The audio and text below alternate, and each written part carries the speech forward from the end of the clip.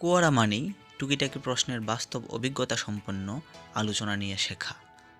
প্রতিদিনের মতো কোয়ারা থেকে টুকিটাকি প্রশ্নের সুন্দর আলোচনালব্ধ উত্তর পেতে আবারও স্বাগতম। আজকের প্রশ্ন, কম্পিউটার বেশিক্ষণ চালু থাকলে কোনো সমস্যা হয় কি? সুবন খান, ইলেকট্রিক বিল বেশি আসবে শুধু। আমার ল্যাপটপ সেই 2014 সাল থেকে 24 ঘন্টায় চালু থাকে, মাঝে মাঝে নানা কাজে রিস্টার্ট দিতে হয় যদিও।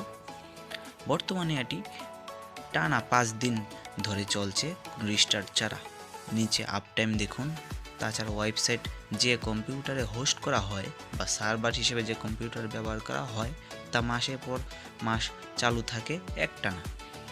নিচে টাস্ক বারের একটা ছবি দেওয়া হয়েছে, যেখানে পারফরমেন্স দেখার একটা সুযোগ রয়েছে সিপিইউ থেকে।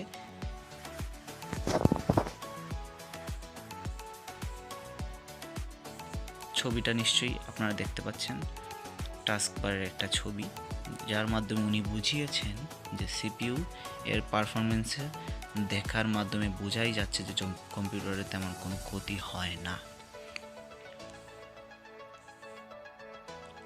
আরেকটি উত্তর, ইফতেখার আলম, নিজের অভিজ্ঞতা থেকে যদি বলি, বিষয়টা নির্ভর করে কী ধরনের কাজ বা লোড পড়ছে তার উপর। স্বাভাবিক কাজে দীর্ঘ সময় চলমান থাকলে এই ক্ষেত্রে কোনো সমস্যা হয় না, তবে মনে রাখবেন কিছু জিনিসের আয়ু আছে। যেমন ধরুন হার্ড ডিস্ক, এটাতে ঘূর্ণায়মান যন্ত্রাংশ আছে।